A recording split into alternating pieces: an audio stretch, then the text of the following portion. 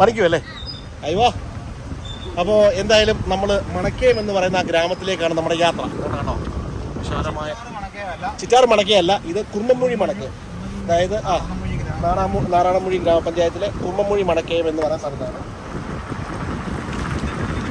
ആരും തെറ്റിദ്ധരിക്കരുത്.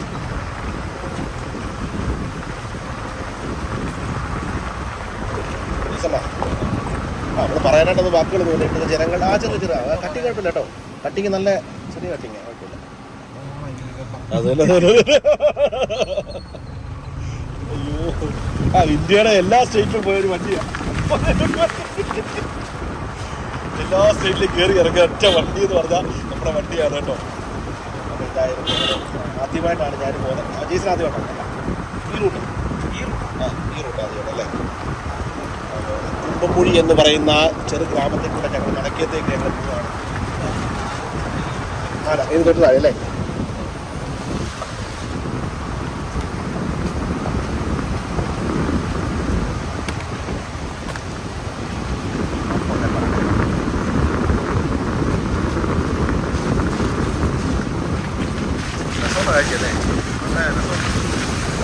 ജീവിതമാണ് ഇവരുടെ.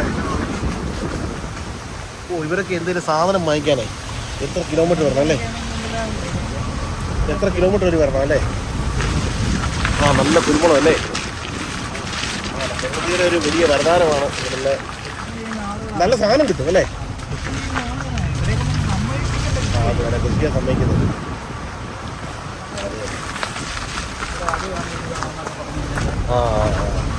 അങ്ങനെ നമ്മൾ വേറൊരു വലിയ റോഡിൽ കയറിയിരിക്കുകയാണ്.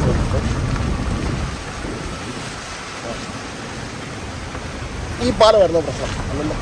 ഇത് കോൺക്രീറ്റ് ആണ്, സത്യത്തിൽ കോൺക്രീറ്റ് ചെയ്തത്. നല്ല കട്ടി ചെയ്തേ. ഇവിടെ മാത്രമല്ല ഈ കട്ടി.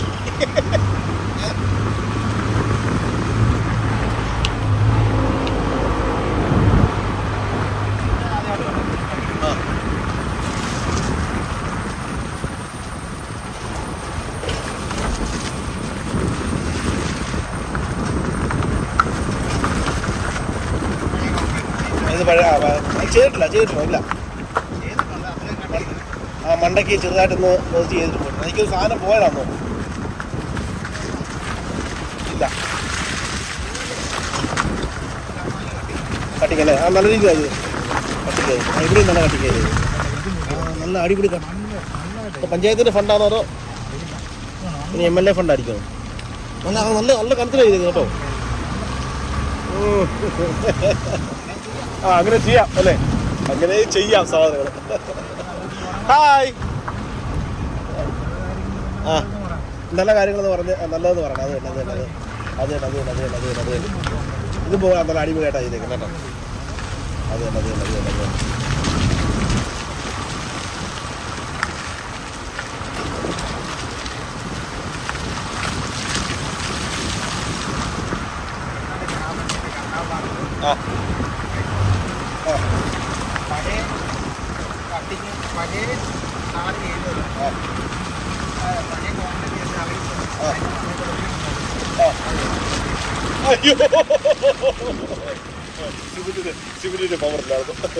സിമെന്റിന്റെ പവറില്ല ചെയ്ത. അങ്ങനെ പറയല്ല ചെയ്ത. സിമെന്റിന്റെ പവർ പറഞ്ഞതാ. അതെനിക്ക് കുറ്റം പറയാനൊക്കത്തല്ലോ. കല്ലിന് പവർ പറഞ്ഞത് പറയാനൊക്കെ, വെള്ളത്തിന് പവർ പറഞ്ഞത് പറയാനൊക്കില്ല. സിമെന്റിന്റെ പവർ പറഞ്ഞാ. ഇവിടെ തന്നെ അത് കാണുന്നേ. ഇവിടെ തന്നെ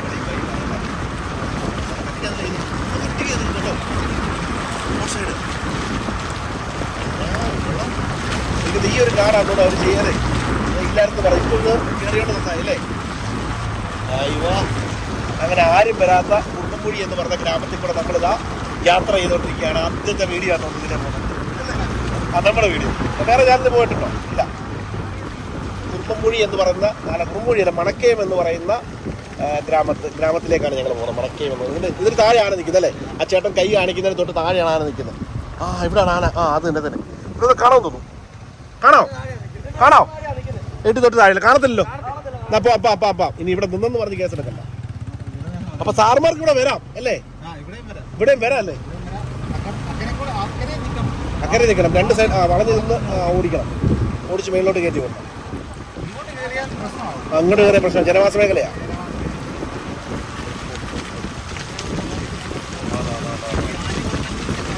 സൈഡ് വഴി ഓടിച്ച് മാറ്റിക്കൊണ്ട് പോകാം.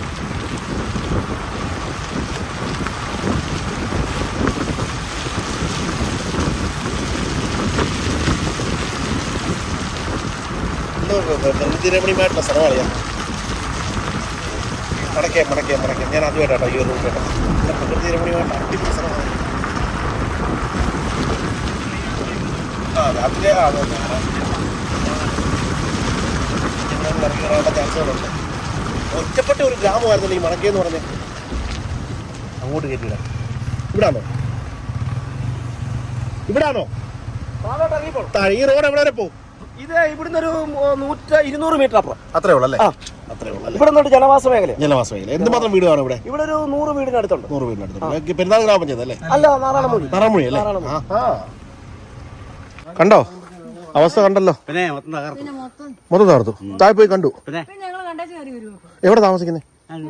തൊട്ടപ്പുറത്തല്ലേ? പേരെങ്ങനാ? ശശി ചേട്ടാ, ഞാൻ താഴോട്ട് പോക്കോട്ടെ. ഓക്കെ. ഓ, അവിടെ കൗങ്ങൊക്കെ പടത്തിയിട്ടേക്കാം.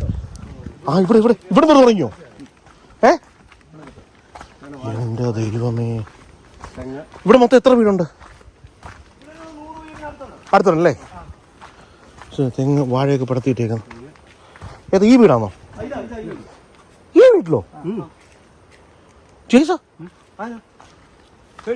അല്ല, ഞാൻ പറഞ്ഞത് ഈ വീട്ടില് നല്ല അടച്ചുറപ്പുള്ള വീടല്ലേ? ദൈവമേ, എന്നാ പറയാനാ നോക്കിയോണേ. ഇവിടെ വന്നെന്നുള്ളൂ. നല്ല ചവിട്ടി പാടുണ്ടോ ഈ വീടിൻ്റെ? ഇവിടെ എല്ലാം ചവിട്ടി പറിച്ചിട്ട് താഴെ ഇറങ്ങിയല്ലേ? എന്നാ ചെയ്യാനാ ദൈവമേ. നല്ല മഴ വരുന്നല്ലേ?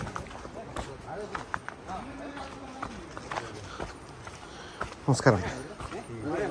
നമ്മുടെ വീടാ? ചേട്ടൻ്റെ പേര്? അനീഷ് അല്ലേ? അവിടെ ഇവിടെയും പഠിച്ചല്ലേ? എന്താ ദൈവമേ. അപ്പം നിങ്ങൾ രാത്രി ഇവിടെ ഇല്ലായിരുന്നോ? ദൈവമേ, എനിക്ക് ഇത് അറിഞ്ഞുകൊണ്ട് തന്നെ വന്നോ നാന്? ഇതിപ്പോ ചോദിക്കേ അല്ല, വീട്ടിൽ ആളില്ല എന്ന് കണ്ടിട്ട് തന്നെ കറക്റ്റ് അല്ലേ? എന്നാ പറയാൻ കർത്താവേ. ആഹാ, ഓ ഇവിടെ ഇടിച്ചു. ഓ ഇവിടെ നിന്ന് ശരിക്കും പണി കൊടുത്തല്ലേ? തൂത്ത് നോക്കിയതാ. കടക്ക് വന്നു.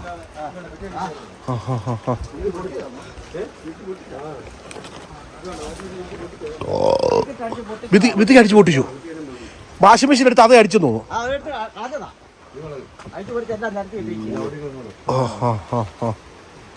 ഭിത്തിക്കിട്ട് ഒരു അടിയും കൊടുത്തു.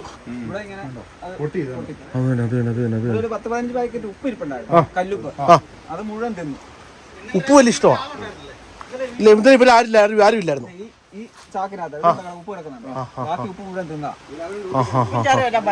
ഉപ്പും ചാരം എല്ലാം വാരി തിന്നോ? ഇവിടെ എന്തുമാത്രം വസ്തുണ്ട് നിങ്ങൾക്ക്? 3 ഏക്കർ എടുത്തുണ്ട്.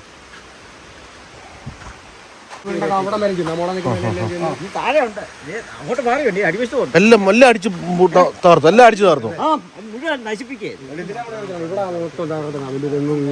അല്ല, ഇത് ചെയ്ത് തുടങ്ങല്ലേ? ആണല്ലേ?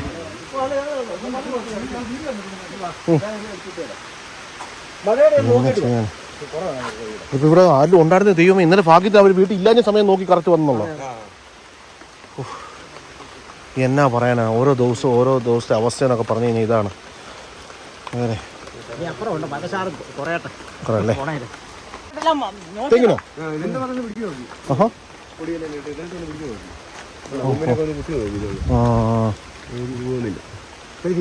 ഇല്ല.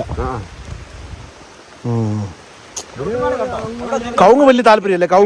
കവുങ്ങിന് നടുക്കത്തായിരുന്നു അതോ? നടുക്കത്തെ. നല്ല എനിക്ക് നല്ല ഹെവി ആനയല്ലേ? എങ്ങനെയാ പറഞ്ഞു? നാറാണമൂഴി ഗ്രാമപഞ്ചായത്തിലെ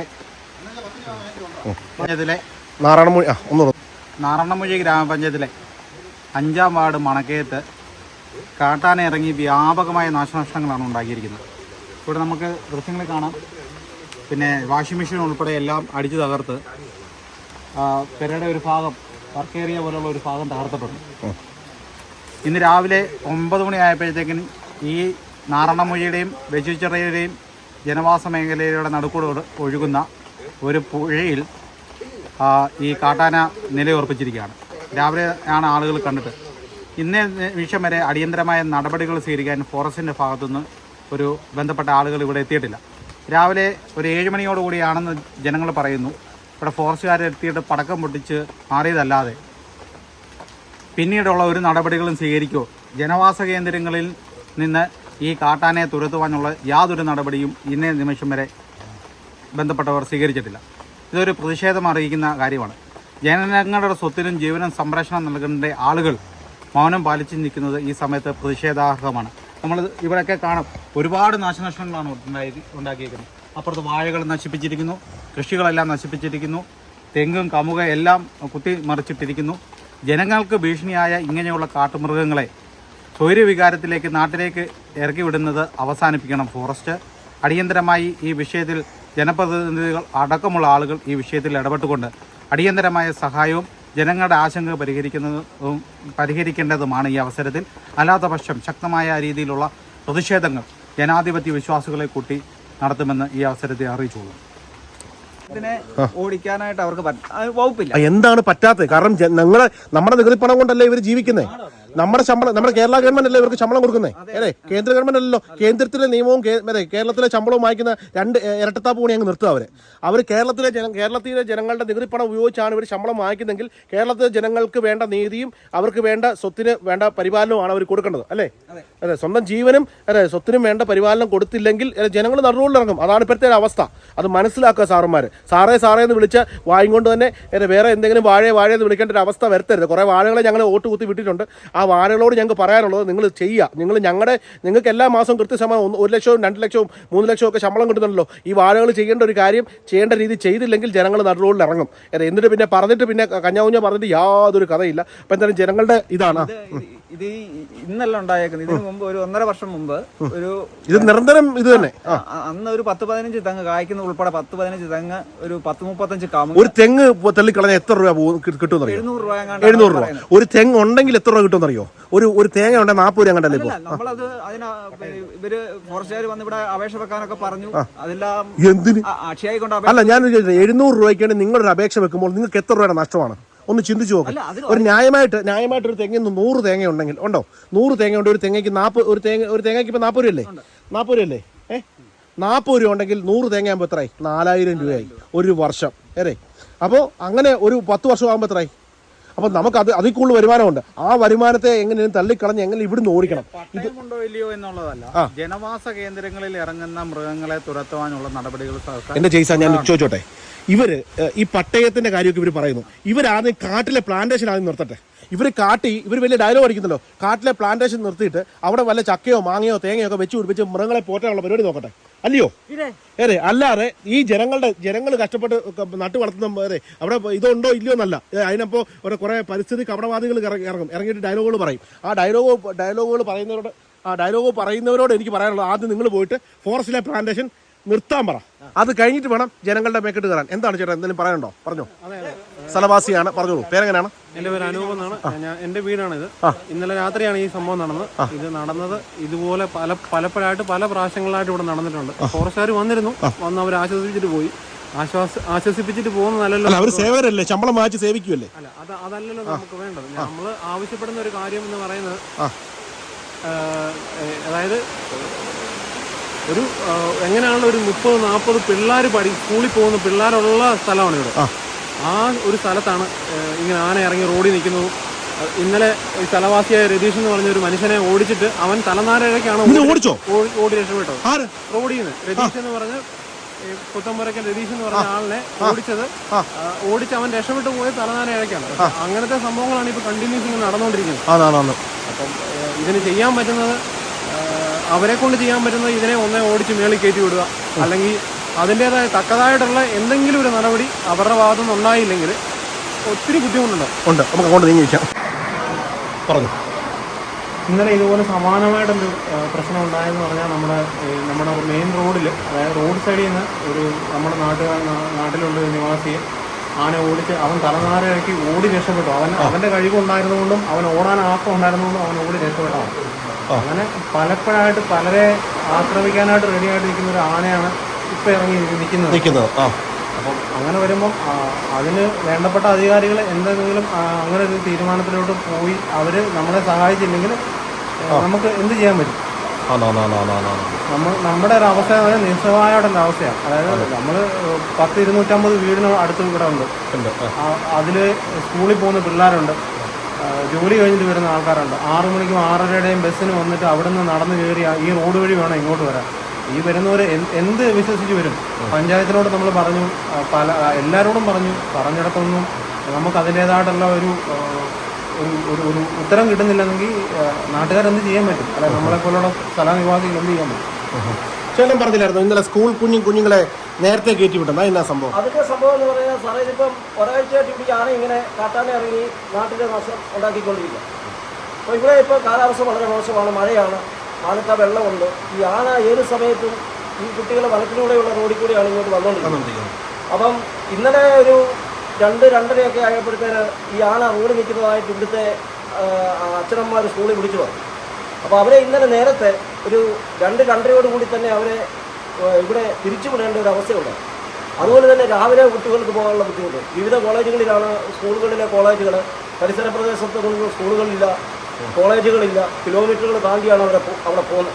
അവിടെ പോയിട്ട് അവർ ചിലപ്പോൾ ഒറ്റയ്ക്കാണ് വൈകിട്ടൊക്കെ ഇങ്ങോട്ട് വരുന്നത്. അപ്പോൾ അവർക്ക് ഒറ്റയ്ക്ക് വരാനായിട്ട് വളരെ ഭയാനകരമാണ് സംഭവം. ഇത് വഴി വല്ലം കയറി നിന്ന് കഴിഞ്ഞാൽ കൊച്ചുകുട്ടികളാണ്.